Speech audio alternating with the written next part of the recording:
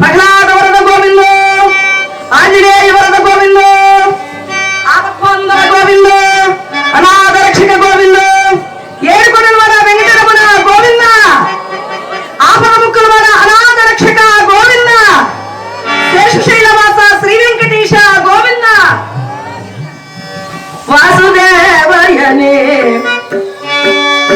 గడలినైదో పారే గుణి గడలే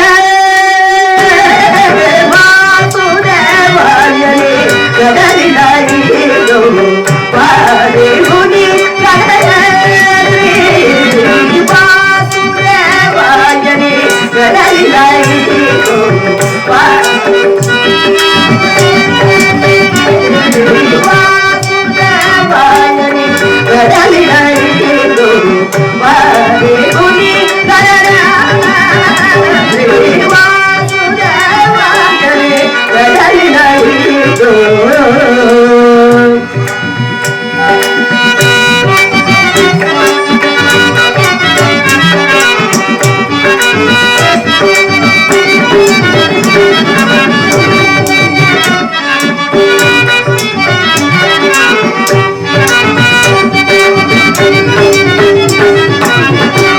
వాసవాదితుల పూజితుడయ్యా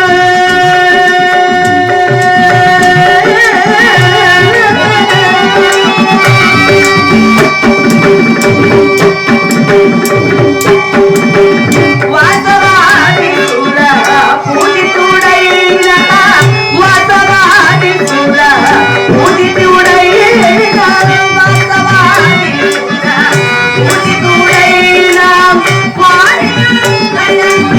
మదిని దాలతుము మదిని దాలతుము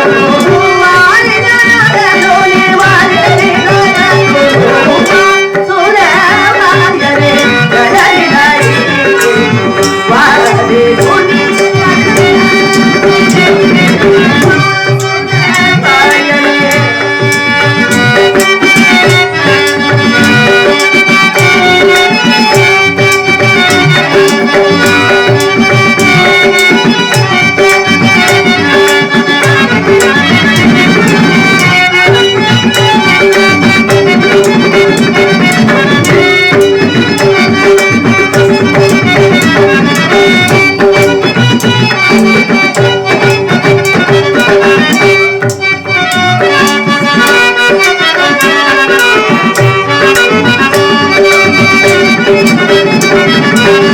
బాగుమీదగా నటనములే బాగుమీదగా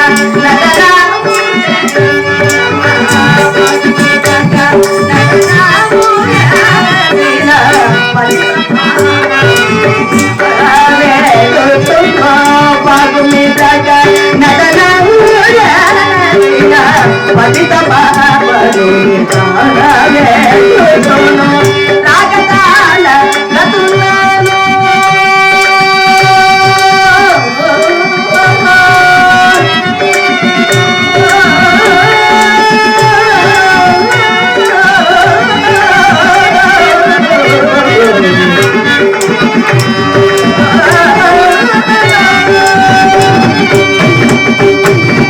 రాగతాళ గతులను వాడుచును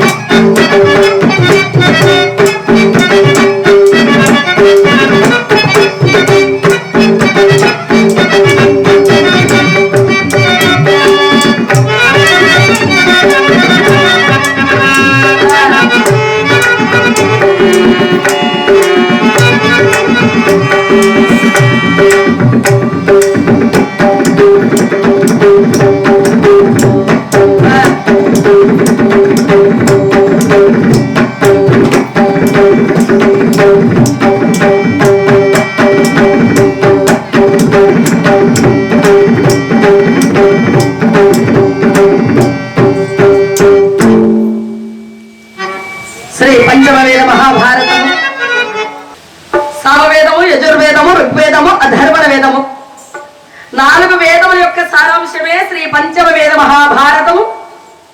నిన్నటి రోజున కౌరవులు, పాండవులు అందరూ కూడా కలిసి ఎంతో అత్యద్భుతంగా చక్కగా విద్యాభ్యాసం చేస్తున్నారు. ఇలా ఉండగా కర్ణుడు గురు శాపం పొందడము, తదుపరి భూదేవి శాపము, ఈ 2 శాపాలకు కూడా ఆయన గురయ్యారు.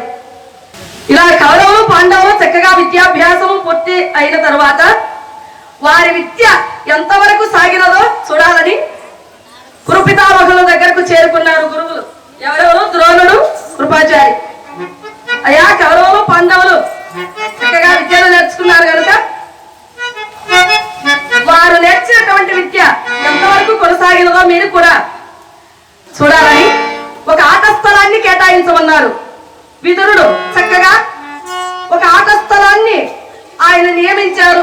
పాండవులు, కౌరవులు, ఇక ద్రోణుని వద్ద నేర్చుకున్నటువంటి అనేక మంది రాకుమారులందరూ కూడా వారు నేర్చుకున్నటువంటి విద్యలన్నీ కూడా అక్కడికి వచ్చినటువంటి ప్రజలకు, మరి పండితులు అందరూ కూడా చక్కగా చూడటానికి ఆట స్థలాన్ని, చక్కగా ఆ రంగస్థలాన్ని, ఒక ఆట స్థలాన్ని కేటాయించారు. చక్కగా అన్ని ఏర్పాట్లు గావించారు. కౌరవులు, పాండవులు కలిసి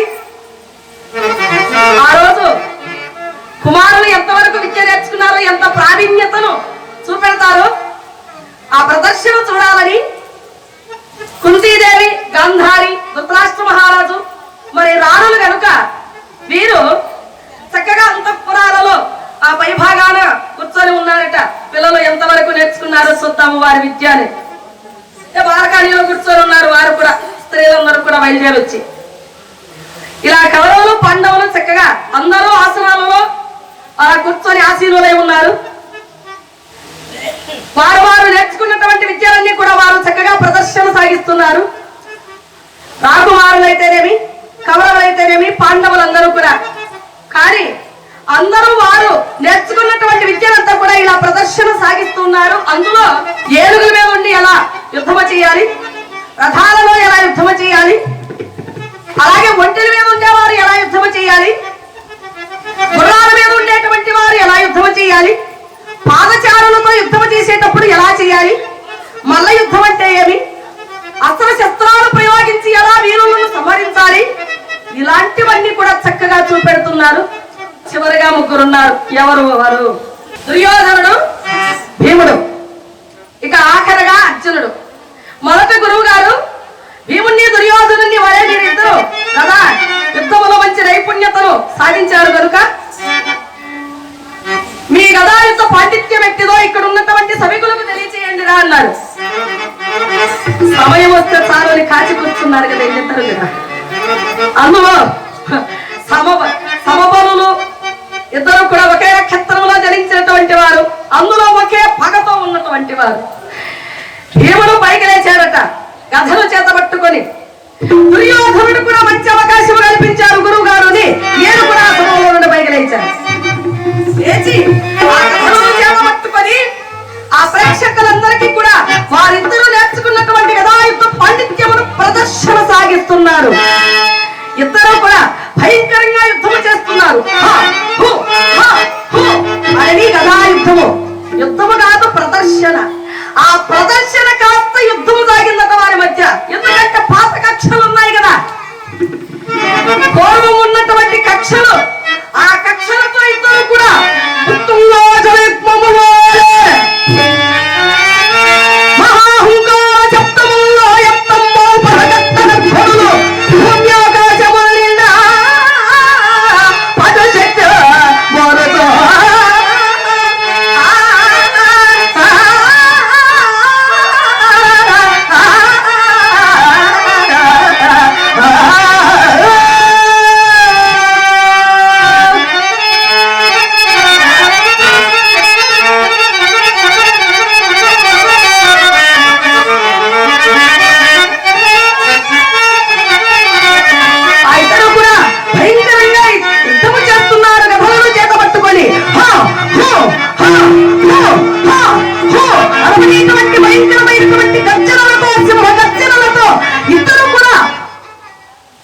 అక్కడ ఉండేటువంటి వారందరూ కూడా అలా నిశ్చేష్టమై చూస్తూ ఉండిపోయారు.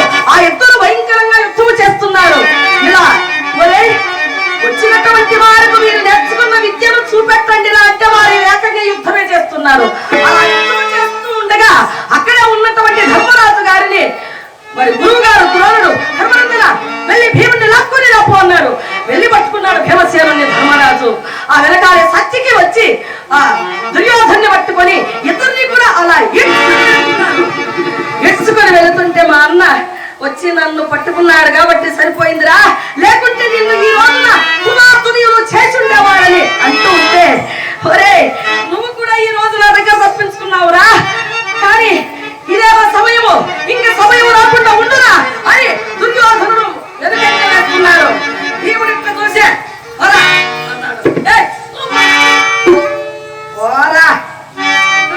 వెళ్ళి వారి వారి స్థానాలలో వారు కూర్చునేసిన తర్వాత ఇక చివరగా ప్రియ శిష్యుడైనటువంటి అర్జునుడు అక్కడకు ద్రోణుడు బయలుదేరి వచ్చి సభికులందరినీ కూడా అలా చూస్తూ, పెద్దలారా ఇప్పుడు వచ్చేటువంటి నా ప్రియ శిష్యుడు అస్త్ర విద్య కడముట్టగా నేర్చిన కడిమి దిట్ట మూడవ కాంపు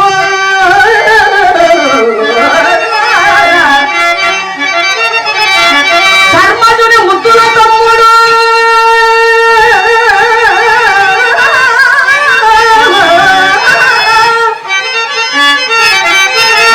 శిష్యులందరూ వాడి మగండు బలియని మెత్తగా నిలిచయ్యరా.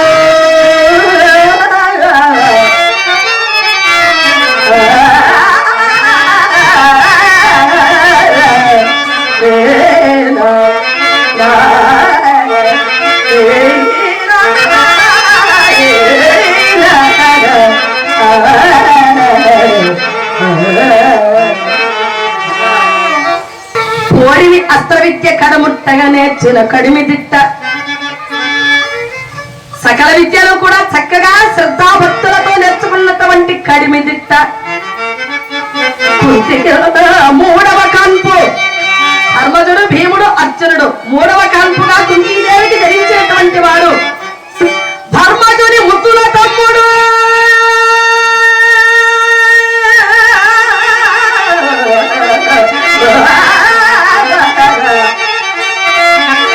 ధర్మరాజుకు చాలా ప్రీతిపాత్రుడైనటువంటి వాడు ముద్దుల తమ్ముడు.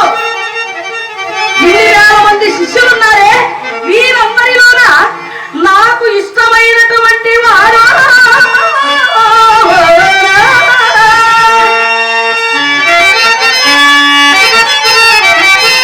శిష్యులందరూ వాడి మగందు భలేయని మెచ్చగా నిలిచేయరా.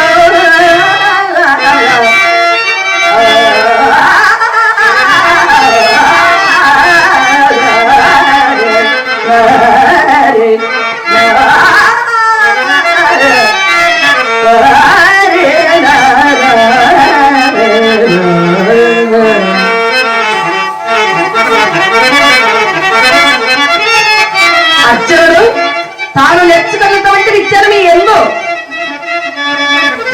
మీ ముందు ప్రదర్శన సాగిస్తారు. మీరందరూ కూడా అబ్బాయిని ఆశీర్వదించండి అని ఆ వేదికను అలంకరించి ఉన్నటువంటి వారందరికీ కూడా తెలియచేసి వెళ్ళి అక్కడ కూర్చున్నారు ద్రోణాచార్యుడు.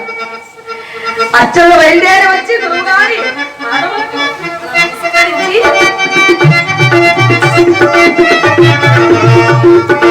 అలా బయలుదేరి వచ్చి సమీపులందరినీ కూడా ఒక్కసారి అలా కలియ చూచి తాను నేర్చుకున్నటువంటి విద్యలంతా కూడా ప్రదర్శన సాగిస్తున్నాడు.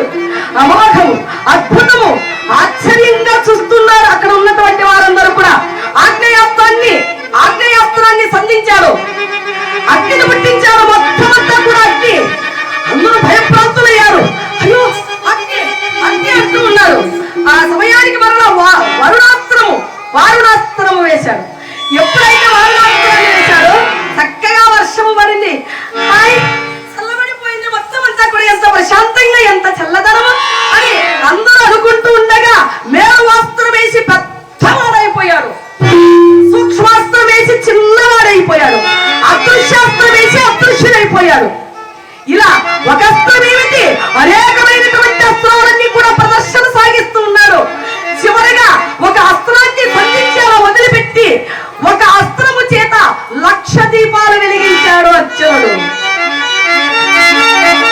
ఎప్పుడైతే ఒక అస్త్రము చేత 1,00,000 దీపాలు వెలిగించాడో పరమానంద భరితులై అందరూ ఆశ్చర్య స్థిమిత నేత్రాలతో చూస్తూ అర్జునుడికే జై, అర్జునుడికే జై, అర్జునుడికే జై, జై, జై, జై, జై జై ధ్వానములు వింటుంటాయి. అర్జునుడికి మించినటువంటి వాడు లేడు లేడు లేడు అంటూ ఉండగా ఉన్నాడు. ఎవర్రా వాడు అని ఒక్కసారి సభంతా కూడా వెనుకకు అలా తిరిగిందట. ఇంత మాత్రమున కలతయు నేర్పని ఇంత మాత్రమున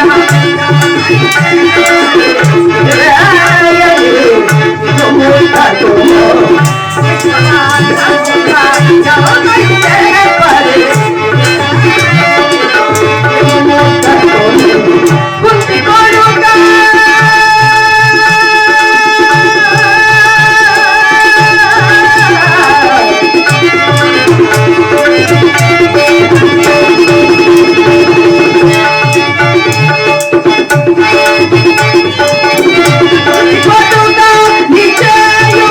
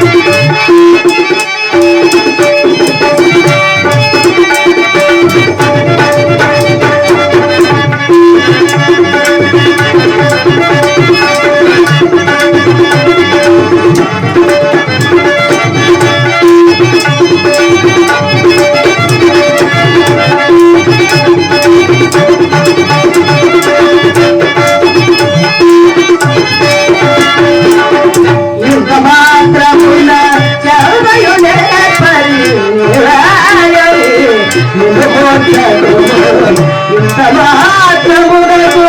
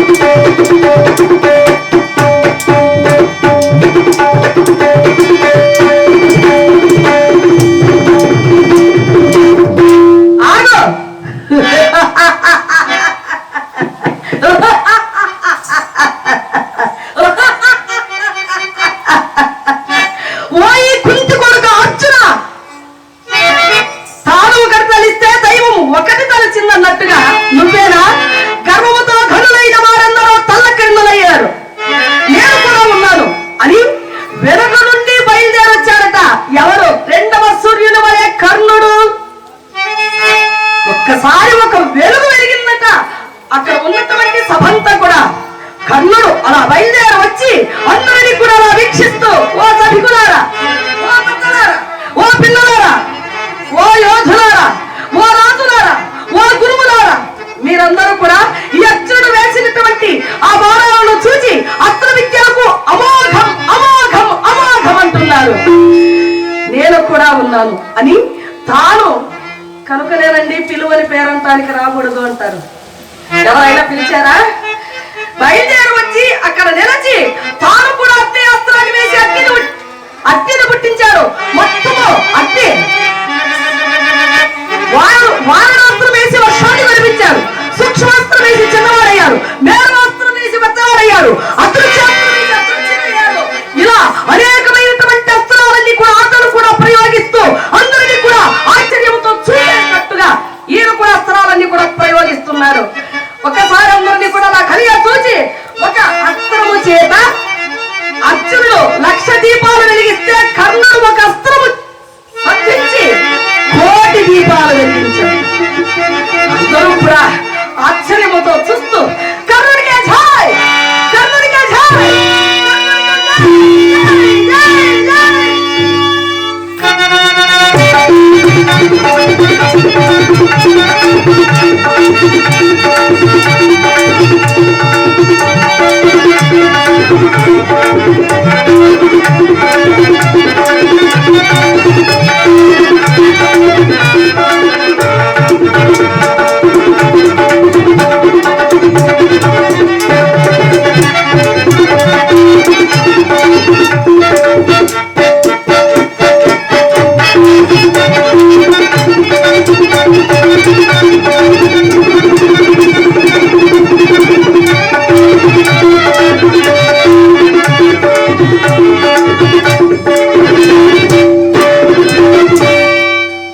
ఎప్పుడైతే ఒక అస్త్రం చేత 1,00,000 దీపాలు వెలిగించారో అక్కడ ఉన్నటువంటి ప్రజలందరూ కూడా అమోఘం అమోఘం అద్భుతము అద్భుతం ఆశ్చర్యము అని కర్ణుని పొగడం మొదలు పెట్టారు.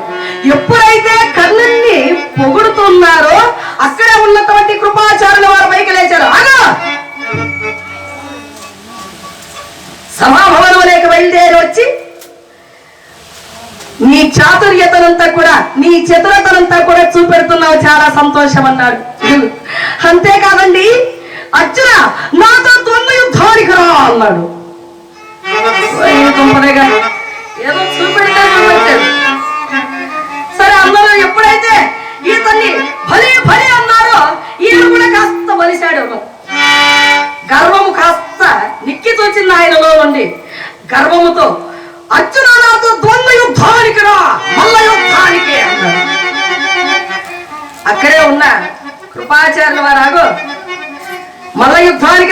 యుద్ధానికి తలపడతానంటున్నావు అర్జునుడితో.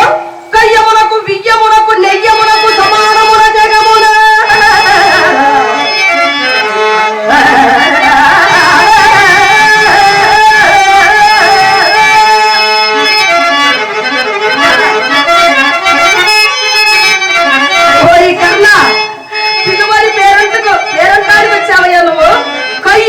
వియ్యమునకు నెయ్యమునకు సమానమున జగమున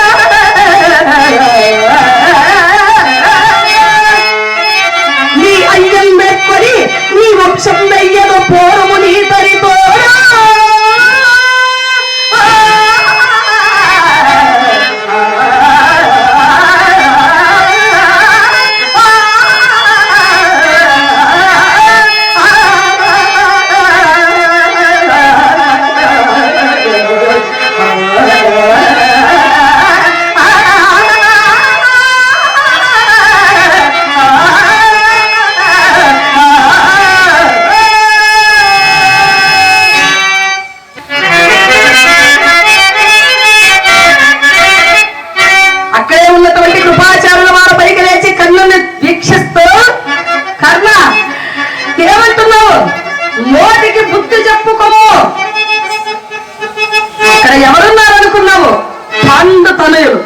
అందులో అత్యున్నత ద్వంద్వ యుద్ధానికి వస్తామని అంటున్నారే.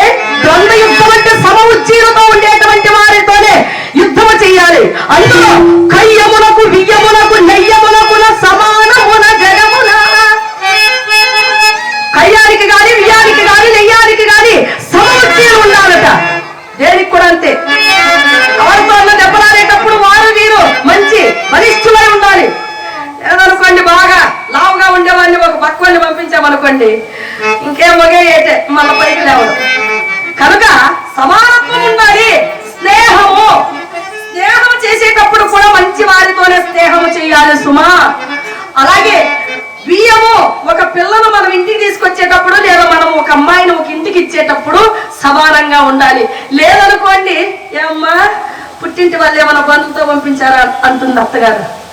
లేదనుకోండి కాస్త ఏమైనా కోడలే ఉన్నత స్థితిలో ఉందనుకోండి అత్త ఇంటి వారు పేదరికంగా ఉంటే కాలు మీద కాలు వేసుకొని ఏమంటా అత్తగారు కట్నం ఇచ్చి కొనుక్కోండి అది నీ కొడుకును అంటుంది. కనుక సమానత్వం ఉండాలి. బియ్యము నెయ్యము కయ్యము జగమున సమానము. కనుక నీ వంశమేది నేను అడుగుతున్నాను. అర్జునుడితో ద్వంద్వ యుద్ధానికి వెర్రవీగుతున్నావు కదా, నీ వంశమేది తెలియదు. మరి అర్జునుడు చంద్రవంశీయుడు, నీ కులమేది సూర్యుడు. అర్జునుడు క్షత్రియుడు, నీ తల్లి ఎవరు? మా అందరికీ కూడా రథాలు తోలుకునేటువంటి రథికుడు. మరి అర్జునుడి తండ్రి పాండురాజు. మరి నీ తల్లి ఎవరు? సూత కులాంగన. మరి అర్జునుడి తల్లి కుంతీదేవి. సుక్షత్రియ సంజాతుడైనటువంటి అర్జునుడితో యుద్ధానికి తలబడుతున్నావు.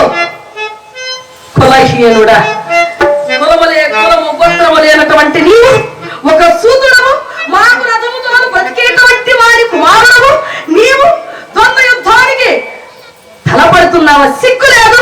అవునులే, చల్లనే రోగకు గిట్లెక్కువ అన్నట్టుగా నువ్వు బయలుదేరి వచ్చి ద్వంద్వ యుద్ధానికి సిద్ధపడుతున్నావు సూతుడా అని కూర్చునేశాడు. ఎప్పుడైతే సూర్యుడా అన్నాడో అంత తాను ప్రదర్శించినటువంటి విద్యంతా కూడా ఒక్కసారి మట్టి పాలైనట్టుగా తల కిందకు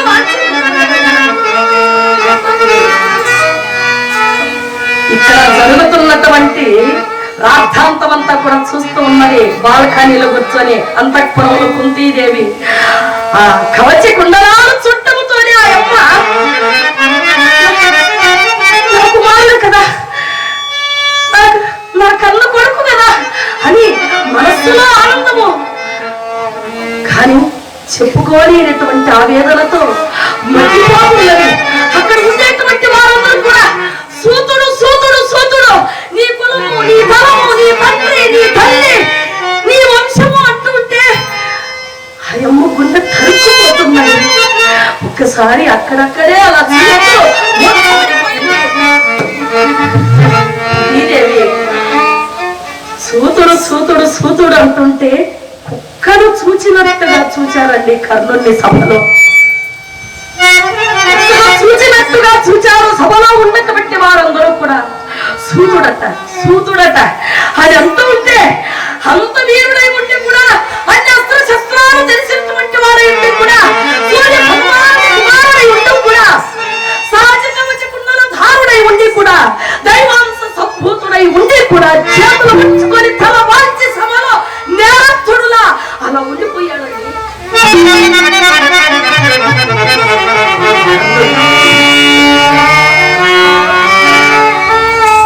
అక్కడే ఉన్నటువంటి దుర్యోధన ఇదంతా కూడా చూస్తూ ఉన్నాడు. సభలో నుండి 2 అడుగులు అలా ముందుకు వేశాడు వెళ్ళిపోవడానికి కర్ణుడు. పైకి లేచాడు దుర్యోధనుడు. ఆగగు!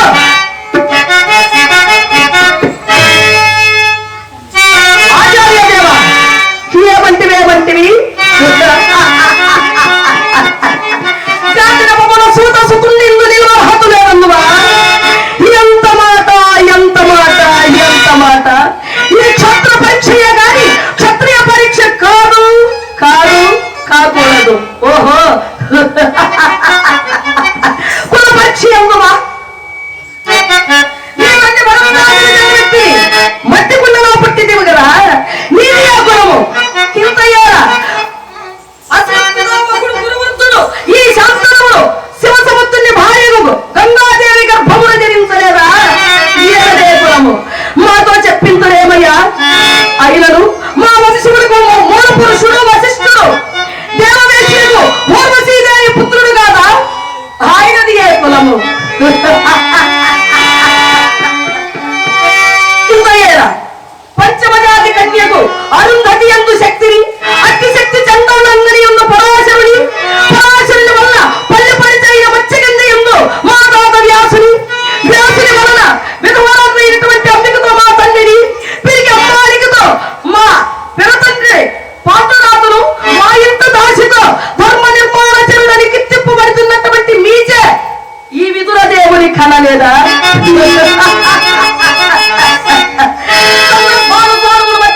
క్షేత్రబీజ ప్రాధాన్యములతో సంకీర్ణమైన మా గురువంశము ఏనాడో కులహీనమైనది కాగా నేడు కులము కులము కులము అనే వ్యర్థవాదములు.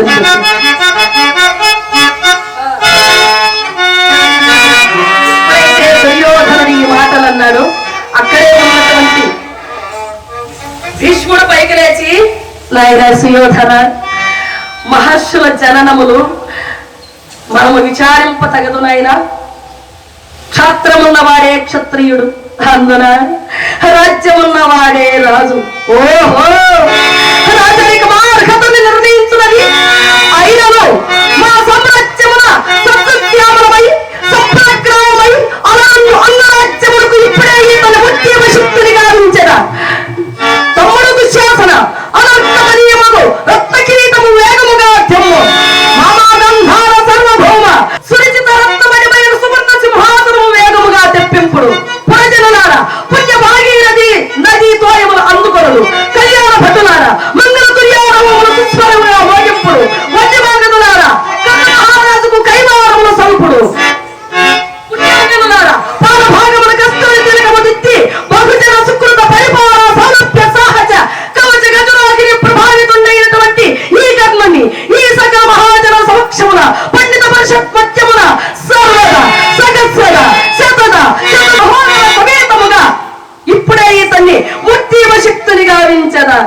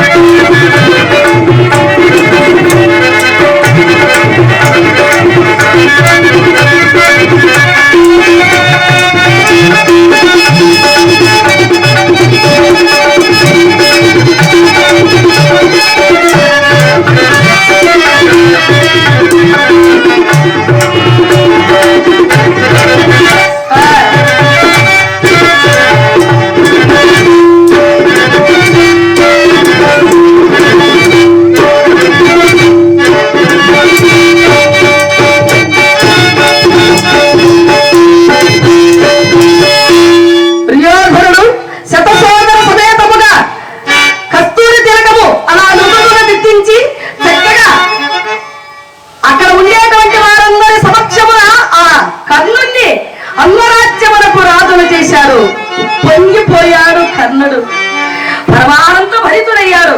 చూడండి ఎక్కడ నుండి ఎక్కడకు ఆయన చరిత్ర పాకినది.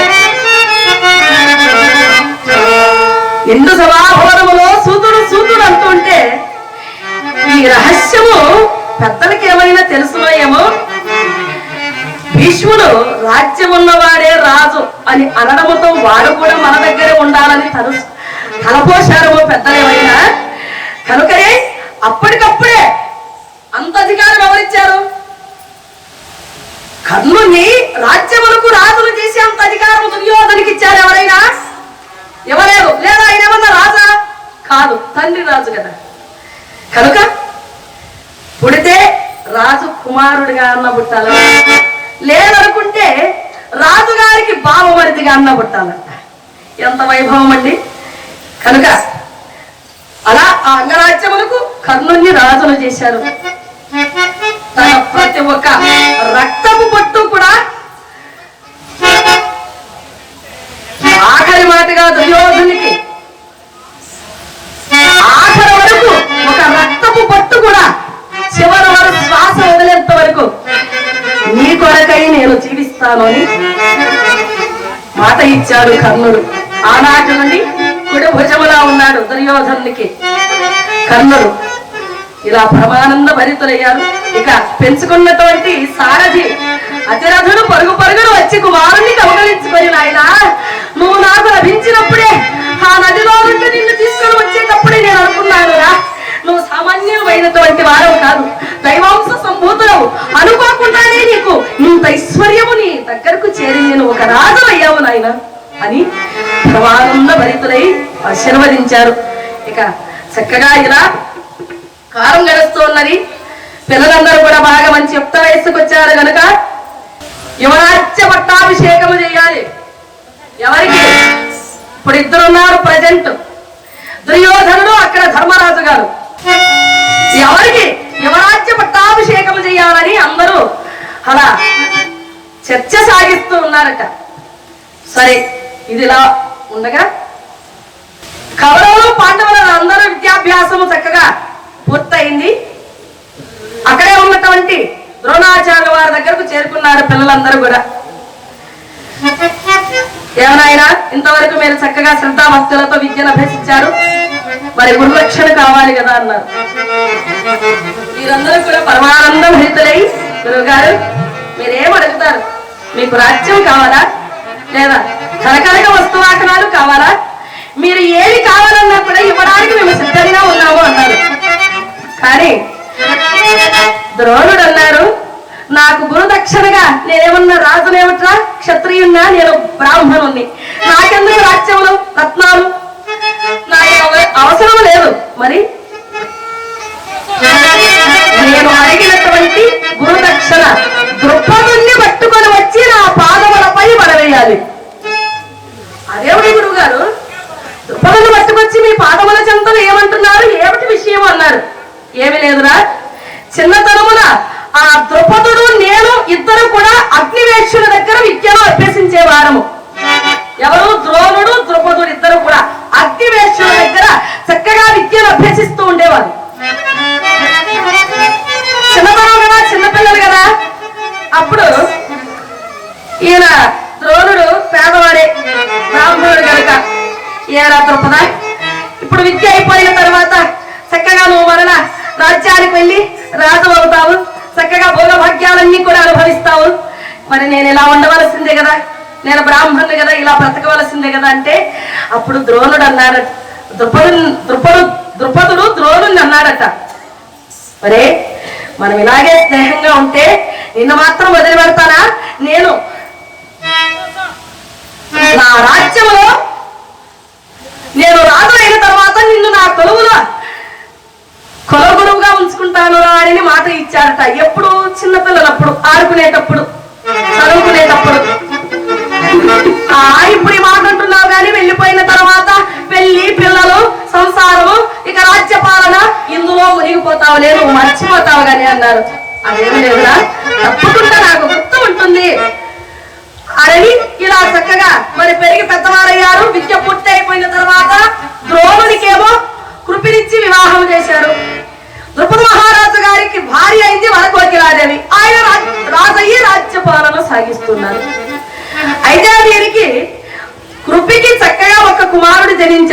ఆతరే మనం అప్పుడే చెప్పుకున్నాం.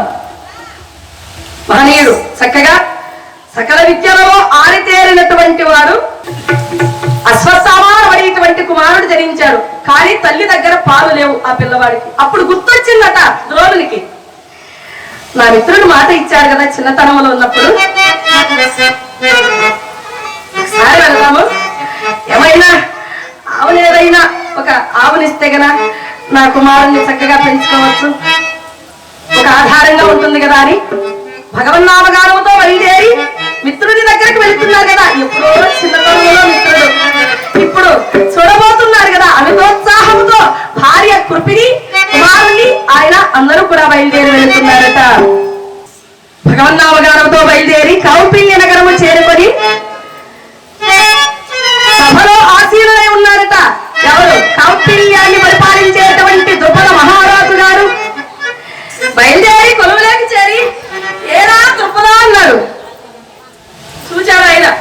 అందులో ప్రాజ్ఞుల వ్యక్తులు, వేద పండితులు, సామంతరాజులు, ప్రభు అందరూ కూడా నిండి ఉన్నటువంటి సభలేక వెళ్ళి, ఎంత చిన్ననాటి స్నేహితుడైతే మాత్రం మర్యాద ఉంటుంది కదా. అందులోనూ ఆయన ఒక ఫిస్టేజ్లో ఉన్నాడు, ఒక పదవిలో ఉన్నాడు కదా. ఏరా ద్రుపద అన్నాడు. అలా చూశారు ఆయన. సభలో అందరి ముందు కూడా ఏరా అనడంతోనే కించిత్ ఆయనకు ఆగ్రహం కలిగింది. ఎవరయ్యా నువ్వు? భావన ఎలా ఉన్నావే? సభలో ప్రవేశించి మర్యాద లేకుండా పలకరిస్తున్నావు, ఎవరు నువ్వు? అదేమిట్రా? నేను నువ్వా? నేనంటే నేను నీ చిన్ననాటి మిత్రుణ్ణి, స్నేహితుణ్ణి. అరే నేను ద్రుపద ద్రోణుణ్ణి. నోర్మై అసందర్భ శైలాది. సభ అనుకుంటున్నావా? కేవలం అనుకుంటున్నావా? సభ రేపు వచ్చి ఒక రాజుతో పలుకరించేటువంటి విధానము, పైగా బ్రాహ్మణోత్తముల్లో ఉన్నావు, పరిజ్ఞానం లేదా? అదేమిట్రా? ఎవరెక్కడ? ఇచ్చేయండి బయటకు. ద్రుపద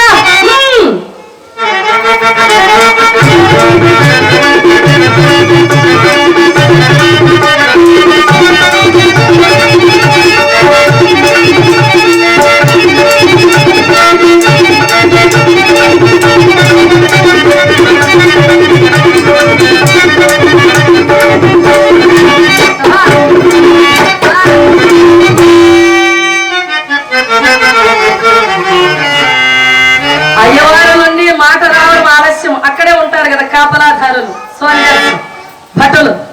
ఇడ్చుకొని వెళ్ళి బయట అలా తోహేశారు. భారవతో కుమారుణ్ణి తీసుకొని భార్యతో అప్పుడు హస్తినాపుర పట్టణాన్ని సమీపించారు. అక్కడ బంతాడుతున్నటువంటి కుమారుడు కనిపించారు. ఆ ప్రతీకార వంచతో నేను మీ రాజ్యంలో ప్రవేశించాను.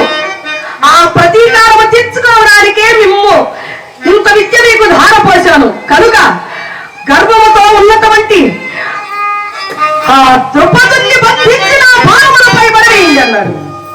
ఇదే నేను మేము అడిగేటువంటి గురుదక్షిణ. ఏమన్నారు? ఏమిటండి గురుగారు, ఎప్పుడు అవకాశం, ఎప్పుడు కూడా ఆఫర్లన్నీ కూడా పాండవులకేనా, మేం మాత్రం అనలేదా? మేము వెళతామన్నారు. అసలు ద్రుపదుడు అంటే ఏమనుకుంటున్నావా? ఆషామాషి అనుకుంటున్నావా? ద్రుపదుడు అంటే నేను ఎంత పండితుల్లో అంత పండితుడురా. ఒక్క గురువు దగ్గర విద్యను నేర్చుకున్నావురా. మేమిద్దరు సామాన్యునిగా భావింపకు, జాగ్రత్త. లేదు గురువు గారు, మా ప్రతాపం ఏమిటో చూపెడతామన్నారు. ఎవరు? ఈ పుట్టగొడుగుల్లో పుట్టారే, ఒకరా ఇద్దరా? సరే మీ సలహా నేనెందుకు కాదనాలి, బయలుదేరండి అన్నారు. వారిలో మీరందరూ కూడా రథాలతో తీసుకొని బయలుదేరి వెళ్ళారు. భోమని ఈ ఊసిళ్ళు పోయినట్టుగా ఉందట. వారు వెళుతుంటే అందరూ బయలుదేరి వెళ్ళారు. మహారాజు గారు కౌపిల్య నగరాన్ని సమీపించారు.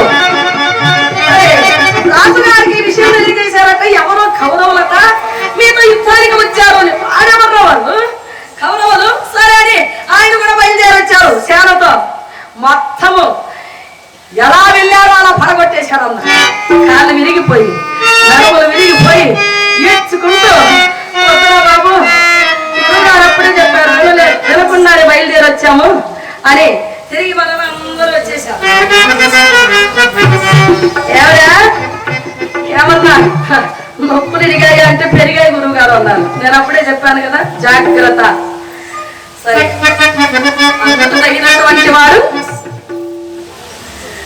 అందుకు తగినటువంటి వాడు ఒక మహానుభావుడు అక్కడే ఉన్నటువంటి అర్జునుడు గురువుగారి పాదములకు నమస్కరించి అన్నగారి ఆశీస్సులు పొంది ధర్మరాజు వెళ్ళలేదు.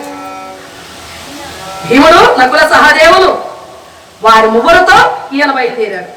బయలుదేరి రథారూఢుడై వెళుతున్నాడు కౌపిల్లి నగరానికి. అక్కడ ఉన్నటువంటి మహారాజు గారికి మరలా వర్తమానం వెళ్ళింది. ఏమిట్లా మొన్న ఒకరు వచ్చారు, ఈ రోజు మళ్ళా ఒకరు వచ్చారు అంటున్నారు. ఎవరు వారు మొన్న చిన్నవి దాల్లేదేమో అన్నారు. ఏమోనండి మళ్ళా ఇంకొకరు వచ్చారు. అవునా ఈ వారు మరలా బయలుదేరి వచ్చారు. బయలుదేరి వచ్చి యుద్ధము చేస్తున్నటువంటి భయంకరంగా భీమసేనుడు చిక్కిన వారిని చిక్కినట్టుగానే పోలదోస్తున్నాడు. అర్జునుడు అన్నగారి వైపు వీక్షిస్తూ అన్నయ్య గురువు గారు ఈ సైన్యం మీద దాడి చేయొద్దన్నారు. ఆయన ప్రతీకారము ఒక ద్రౌపదుల మీదనే. మనము సైన్యము జోలికి వెళ్ళకూడదు. వీళ్ళు ప్రాణాలతో తీసుకొని వెళ్ళి గురువు గారికి అప్పచెప్పడమే గురుదక్షిణ. జాగ్రత్త, ఒకరిని కూడా నువ్వు తాకకు అన్నాడు. ఎందుకంటే ఇలా చేయబడితే మళ్ళా పైకి లేచేది ఉండదు కనుక జాగ్రత్త చెప్పారు అన్నగారికి. సరే తమ్ముడు నువ్వు చెప్పినట్టుగానే ఇక ద్రుపద మహారాజు గారికి ఎదురుకుండా అలా బయలుదేరి వెళ్ళాడు అర్జునుడు. అర్జున్ యొక్క తేజస్సుకు ముగ్ధుడైపోయాడు ద్రుపదుడు. అలాగే ఉండిపోయాడట.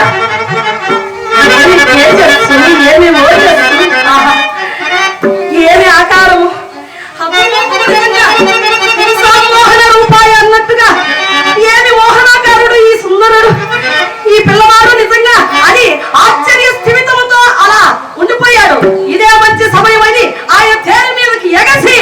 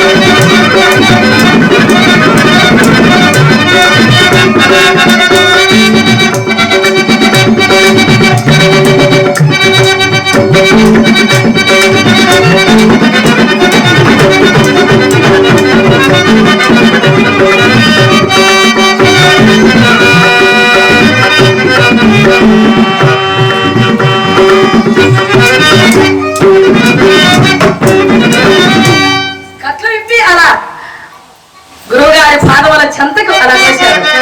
ఎక్కడ ఉన్నాడు ఇప్పుడు? ద్రోణుని పాదముల దగ్గర ఉన్నాడు ద్రుపదుడు.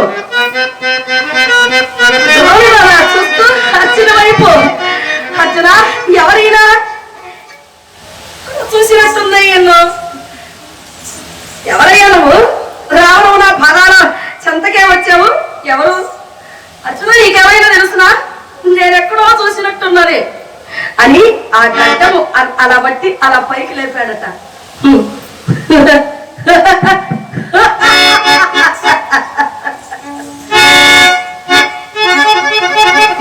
ఇదే ద్రుపద పెదపారుండెవడా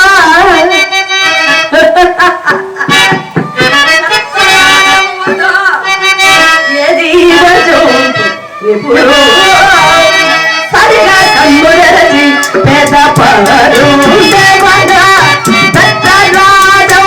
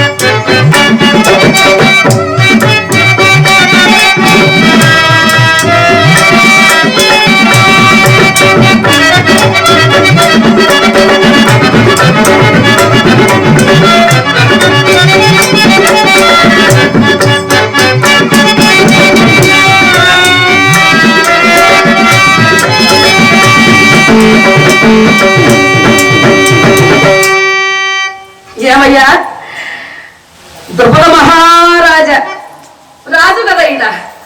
ఇప్పుడు పేదవాడు ఎవరో పెద్దవాడు ఎవరో అర్థమైందా? ఎక్కడున్నావు నువ్వు ఇప్పుడు? నువ్వు కనకపు సింహాసనముపై కూర్చొని చల్లను కోతలు కూసినట్టి నీ పృథాతరుల చేతుల తీతమోయ నా భంగపు పాటు తీరా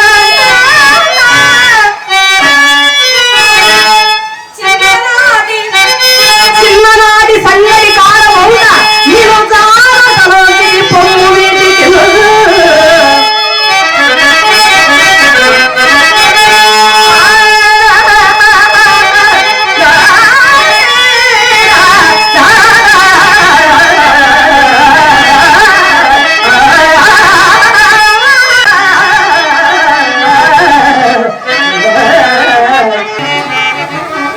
దృపద సింగపు గద్దెపై నిలచి చల్లని కూతలు కూసినట్టి నీ పొగరు ఆనాడు బంగారు సింహాసనపై కనకపు సింహాసనముపై కూర్చొని ఏమన్నావురా?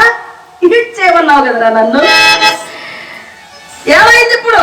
నీ రాజ్యము నువ్వు మొత్తం నా పాదాల దగ్గర ఉన్నారు. ఇప్పటికైనాను అర్థమైందా నేను ఎంతటి వాడను? విద్వాన్ సర్వత్ర పూజ ఎక్కడైనా పూజింపబడతారు, జాగ్రత్త. ఇప్పుడు నా శిష్యుని చేత నీ సంఖ్యలు వేయించి నా పాదముల దగ్గర ఉన్నావు. ఇప్పుడెవరు పెద్దవాడెవరు పేదవాడెవరు? నాడన్నవే నక్కకు నాగలోకానికి ఉన్నంత వ్యత్యాసం ఉన్నదని. ఇప్పుడు నక్కెక్కడ నాగులోకం ఎక్కడా? ఎక్కడున్నావు నువ్వు? నా పాదాల దగ్గర ఉన్నావు, జాగ్రత్త. నిన్నిప్పటికిప్పుడే వధించవచ్చు. అన్న నిన్ను వధించరు. ఎందుకో తెలుసునా? నీకు లేదురా ఆ బాంధవ్యము, నీకు లేదు నా మమకారము, నీకు లేదు నా ప్రేమ, ఆ వాత్సల్యము. చిన్ననాడి సంగతి కారమౌనా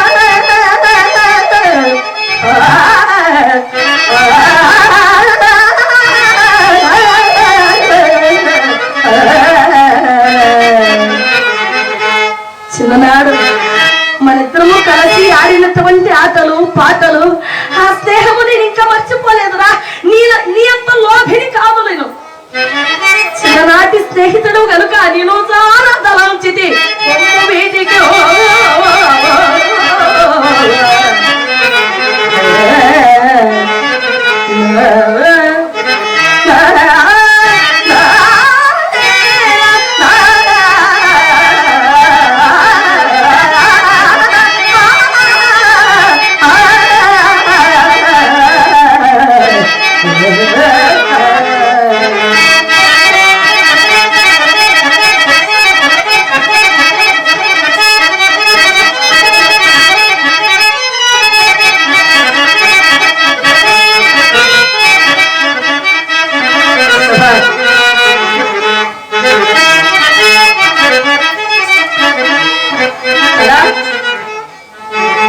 కట్లు విప్పారు. పైకి లేచి క్షమించు ద్రోణ అని మాట మాత్రమే, అదేమి నాభిలో నుండి రాలేదు, ఎక్కడి నుండి ఇక్కడే వచ్చింది. క్షమించు అని వెనుదిరిగారు. వెళ్ళిపోతున్నావేమో, ఎప్పుడన్నా నేను వచ్చినప్పుడు నాది రాజ్యము అని అంటావు. సగరాజ్యము నాకు, సగరాజ్యము నీకు ఇస్తున్నాను. ఎప్పుడైనా వచ్చినప్పుడు ఆ రాజ్యము నాదే. వెళుతూ వెళుతూ కక్ష కొనాడు. ఏమని? నన్ను ఇంత అవమానపరుస్తావేమిట్రా? ఇంతకింతకు నువ్వు అనుభవింపకపోవు అని కసితో వెళుతున్నాడు రాజ్యములకు. ఏది ఏమైనా సరే అవమాన భారము రాజ్యము చేరుకున్నాడు. శరీరం అంతా కూడా భగ భగ భగ మండుతూ ఉన్నది. ప్రతీకార వాంఛ చేతగాని వాడిలో వాడిలో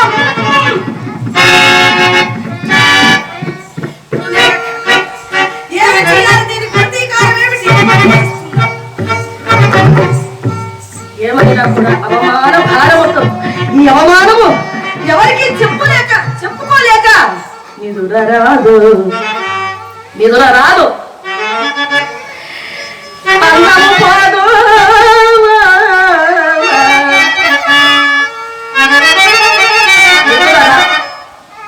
నిదుర రాదు, కడుపు నిండా భోంచేయలేడు. అలాగని ఈ బాధ ఒకరితో చెప్పుకోలేడు. ఒకవేళ చెప్పారనుకోండి, అవునా ద్రోణుడు నిన్ను బంధించుకొని వెళ్ళారా పిల్లలు, ఎంత అవమానము.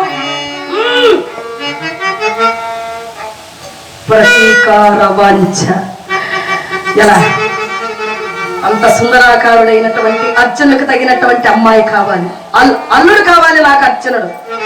ద్రోణుని తప్పదగ కుమారుడు కావలేడు.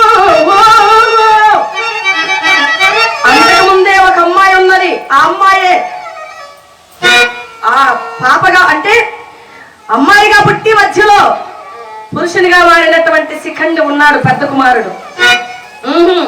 మరలా కావాలి. తర్కించి చివరకు ఈ విషయం ఎట్టకేలకు ఆయన పురోహితునికి తెలియజేశాడు, యాజమునేంద్రునికి. గురుదేవా, మీరు ఏమైనా సరే నా చేత పుత్రకామేష్టి యాగము చేయించాలి.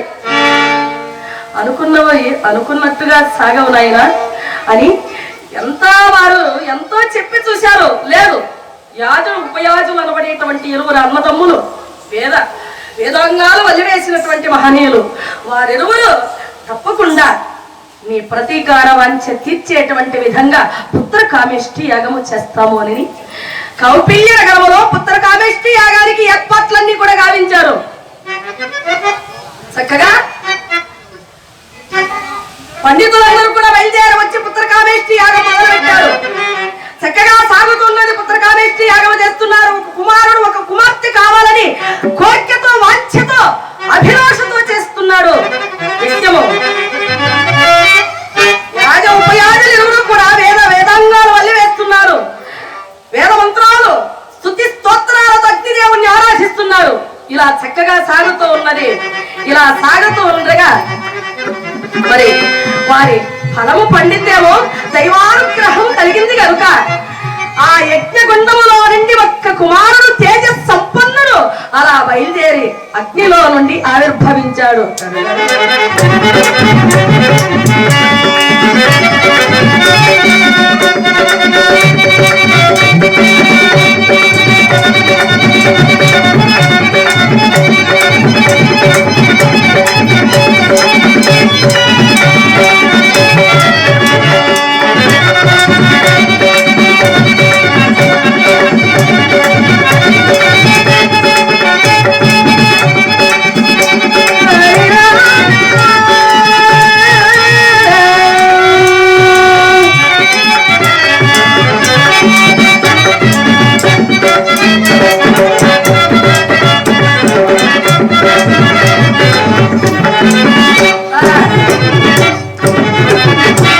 కరవారము కోదండము కిరీటముతో అగ్నిలో నుండి అలా ఆవిర్భవించినటువంటి కుమారుడు పరమానంద భరితులై ఆ అబ్బాయిని పొందుతున్నారు.